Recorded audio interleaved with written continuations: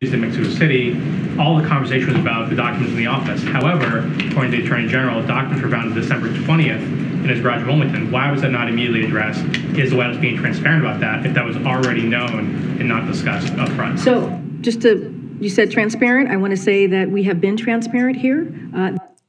No, you haven't been transparent. And what we have here, folks, is Karine Jean-Pierre, KGP, one of the alphabet elites running around the White House, posing as a press secretary. Let's see what KJP has to say about the transparency of the classified documents that Joe Biden had.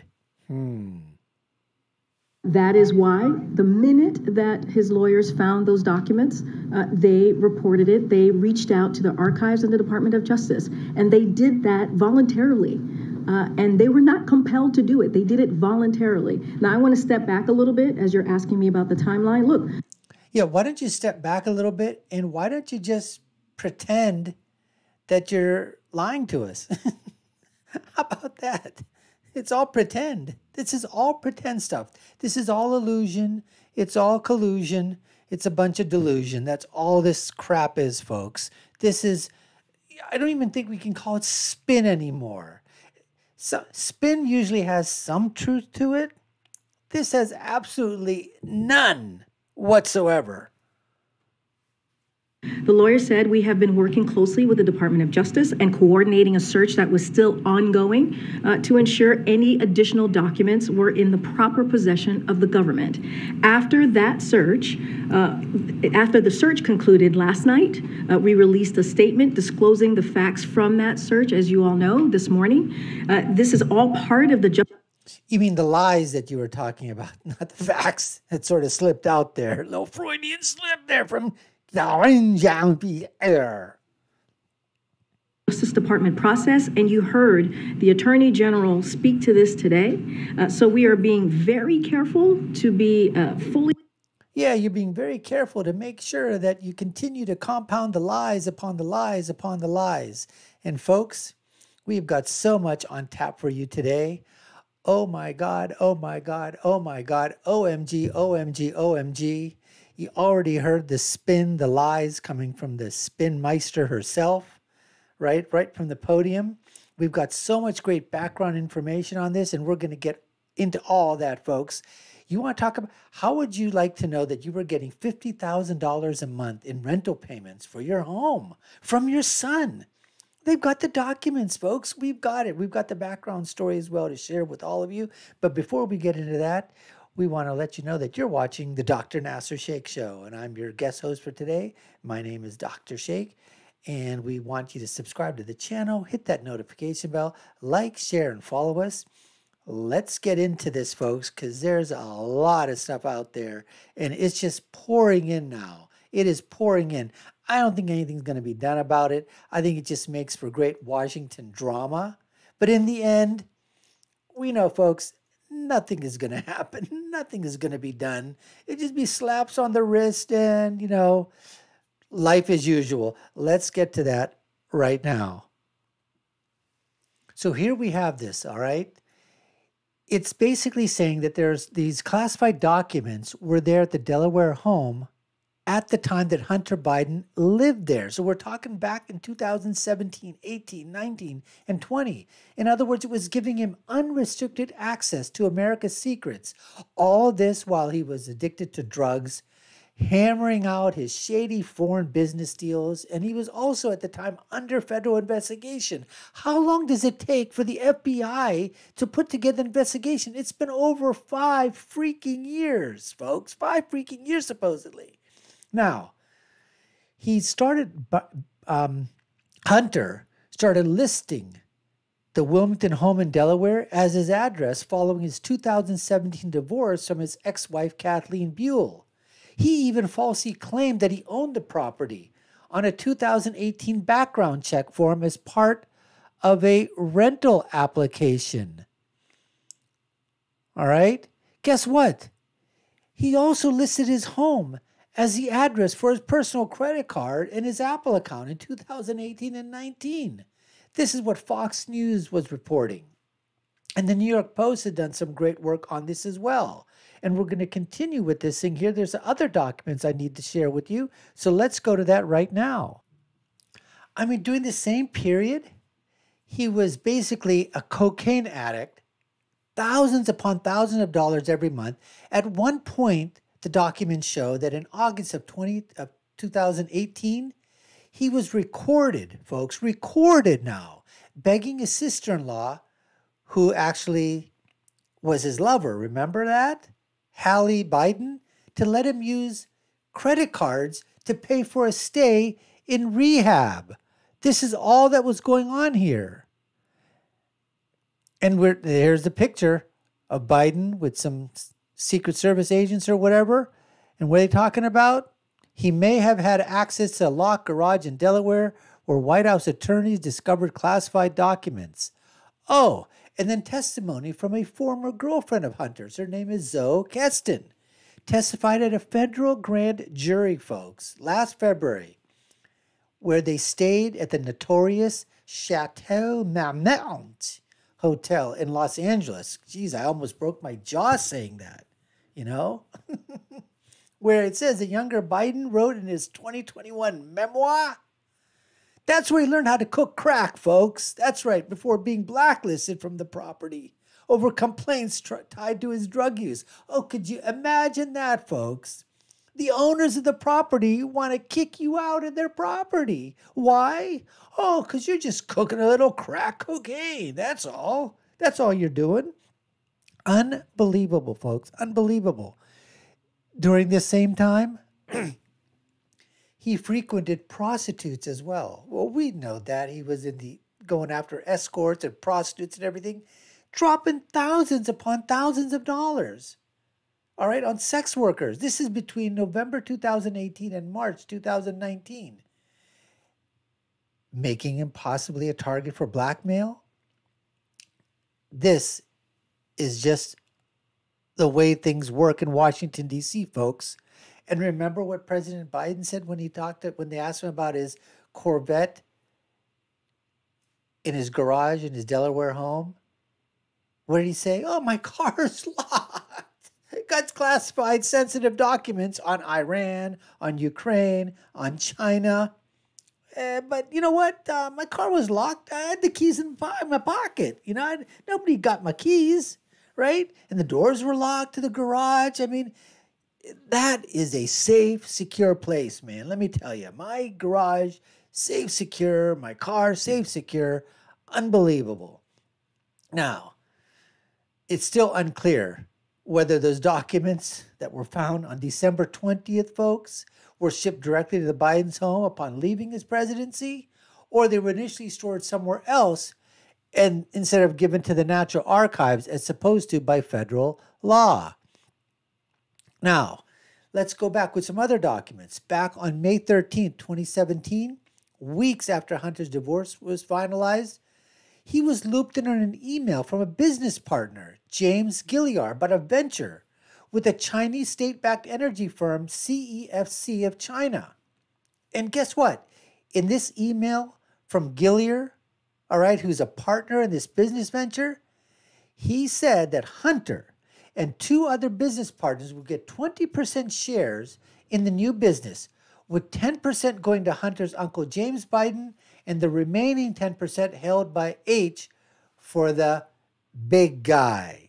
In other words, President Joe Biden.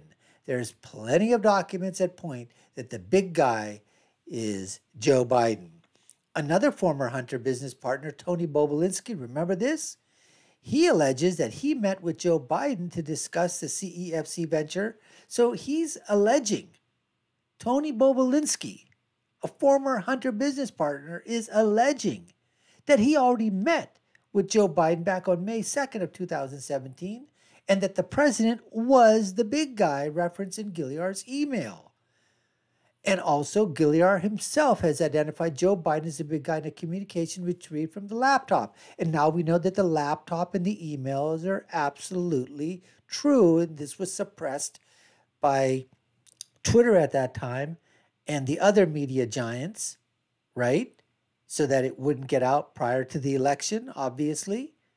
And so we now know that everything in there is absolutely true because they were suppressing real evidence. I mean, there was no delusion about the laptop, okay, folks? They said the following year, so this would be in 2018, federal investigators, they started looking into Hunter and his business associates, whether they violated tax and money laundering laws during their deals with China and other countries. Emails and other records related to deals were found on the laptop, which we all know Hunter dropped off in a state of probably intoxication, in a state of complete, who knows what he was under at that time, and completely forgot about that he left this laptop there with just unbelievable amounts of information that obviously was potential to be used as blackmail against him. And who knows if it already hasn't been. It goes on to say that there's text messages, and we all know this, so we're just but there's other stuff that's coming out each and every single day, recovered from the device that indicated that it was Hunter who was frequently covering the family's expenses. In fact, as much as giving 50% of his earnings to his father. These are emails on his own laptop. And this is a quote. He says, "I hope you all can do what I did and pay for everything for this entire family for 30 years. Now, this is Hunter basically ripping or getting furious when he, in that conversation with his daughter, Naomi, back in January, he goes, "It's really hard," he said. "But don't worry. Unlike Pop, Dad, I won't make you give me half your salary." So here, Hunter basically is saying that he was giving half of his salary to his father, Joe Biden. Now, it says the laptop doesn't contain any direct evidence of money transfers, but it shows that Hunter was routinely on the hook for household expenses, including repairs to the New Wilmington home. In December of 2020, weeks after his father was elected, Hunter Biden announced that his tax affairs were being investigated by federal authorities in Delaware, but he was confident that a professional objective review of these matters will demonstrate that he handled all his affairs legally, appropriately, and professionally. However, recent evidence has basically said that they have enough evidence now to charge the first son with tax crimes, as well as lying about his drug use on a federal form. And that's a federal form that he used to what? To buy a gun for himself in 2018. Here's that famous picture of Joe Biden, and there they are, folks, right there. There's the secret documents. Oh, yeah, absolutely secure, folks. Completely secure.